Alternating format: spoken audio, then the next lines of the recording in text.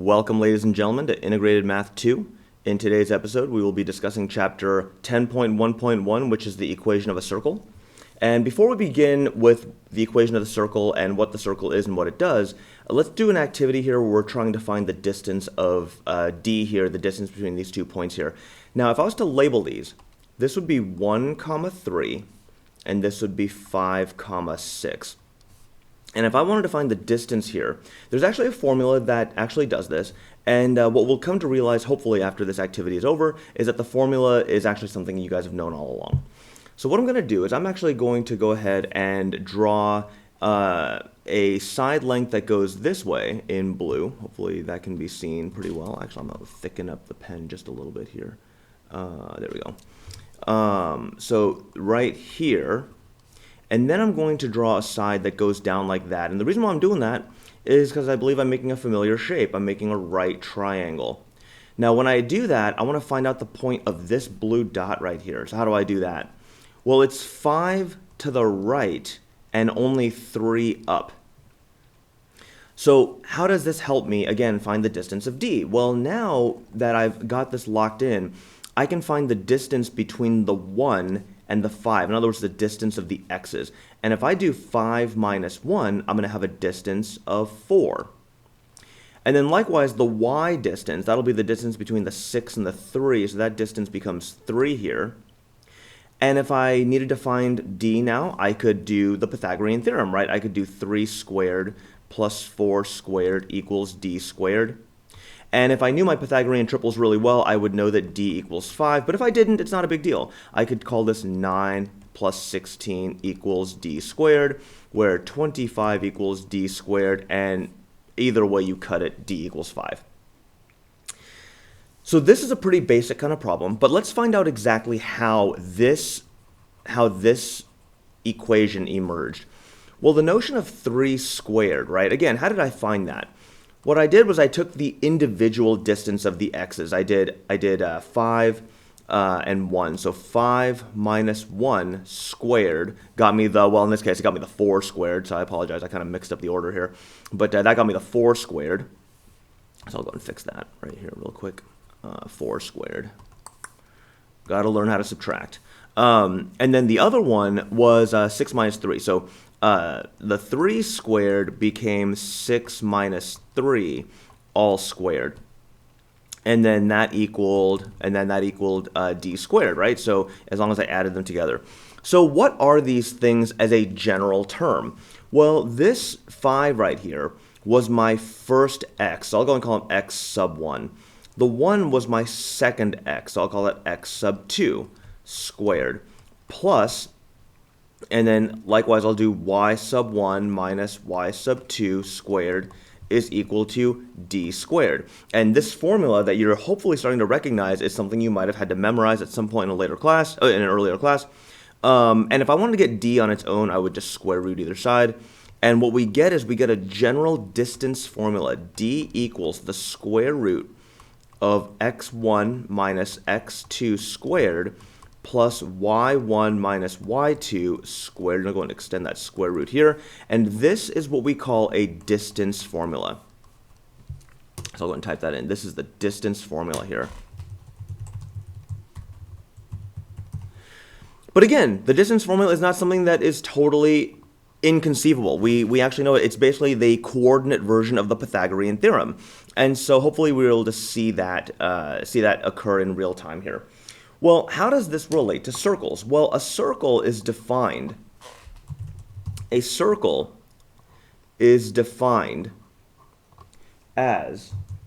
the set of all points that are the same distance from a fixed point. And so if I was to apply this definition into this graph here, I'll go ahead and repaste the graph in. Here we go. And if I was to use the same initial coordinate, let's say I use 1, 3 as my same initial coordinate.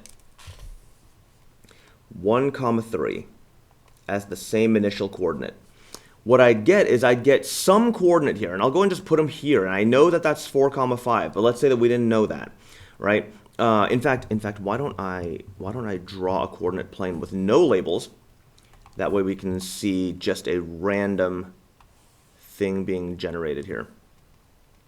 And so from here, if I just call this, again, say 1, 3, just to some random point on here, I'll just call them x, y.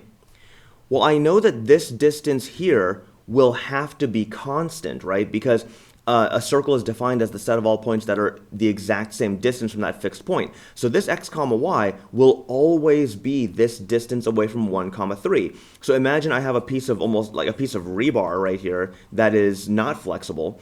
And if I was to use this like a compass, the way you guys used compasses back in a previous math class, if I was to draw this, and pardon any lack of artistic ability here, the point would stay fixed, and you would end up with a circle. Now, this distance here would then otherwise be known not as a distance, but it would be known as a radius. So we know that if I wanted to find the equation of this circle, what I would do is I would do this thing here. I would draw this, and it would really just be the radius, right, would be equal to the square root of the distance between the x and the x here. So that would be x minus 1 squared, and then plus, here comes the y minus 3 squared, just like we did in this distance formula, where x sub 1 becomes regular x, and then x sub 2 becomes 1, and so on and so forth. Now, unfortunately, with the circle, we definitely want to not keep that square root in there. It's just the way that this thing has evolved. So I will square both sides. So I end up with x minus 1 squared plus y minus 3 squared equals r squared. Now, a couple things about this equation here, this specific equation. Notice how it's related to transformations, which we did about a week ago. The center of the circle, the center of the circle is at 1, 3. Notice how it's -1 and -3, because these transformations are happening before their respective functions are happening to them. The x minus 1 is happening on the inside, so we shift to the right by 1. The minus 3 is happening on the inside, which is why we shift up this time by 3. And again, it's up, which is different than the parabola, because the squared has not happened to that 3 yet. That's why it occurs opposite our intuition. So now, if I was to now pick any point on the circle, let's say h, k, we've seen those letters before, and x, y. Again, if I was to, barring any kind of artistic talent, draw a radius out this way, our general formula for a circle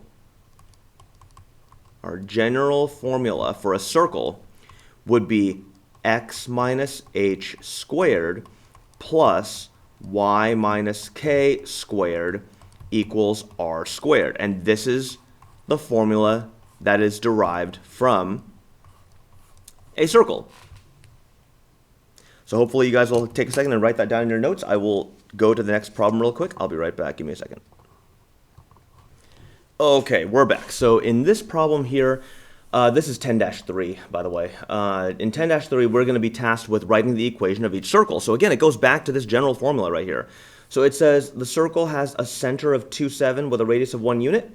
So that would be x, looks like minus 2 squared plus y minus 7 squared. And that's going to equal technically 1 squared, but you know what 1 squared is? It's 1, so we can just kind of leave it like that. Next one, a circle for which 5, 0 and -5, 0 are the endpoints of a diameter. Okay, so from here, we might want to graph this one. So it looks like this one here would go out to 1, 2, 3, 4, 5. 1, 2, 3, 4, 5. Darn it. And because these are a diameter, right, that means that the circle extends this far. So if this is -5, 0 and 5, 0, then we need to discern that it also goes up 5 to 0, 5 and down 5 to 0, -5, and does one of these maneuvers. Now, when this happens, Notice how they didn't give me the center, but if the points are all equidistant apart, that means that the radius has got to be 5, right? So the radius has got to be 5, and because they're locked in between -5 and 5, we got to look for a center of something smack in the middle. So I'm thinking the center is 0, 0. So then that would be x minus 0 squared plus y minus 0 squared equals 5 squared. If I was to simplify that out, x squared plus y squared equals 25. Okay, let's keep on moving. Oops. So over here, here's numbers 2 and 4. So now they're giving us a graph of a circle. We have to discern certain pieces of information here. I'm looking at a center of looks like 3, 3. And if I was to extend this radius out to all the way here, this is a point here that looks pretty good. That's 1, 3. So if I go from 3, 3 to 1, 3, I'm looking at a radius of 2. Hopefully that makes sense.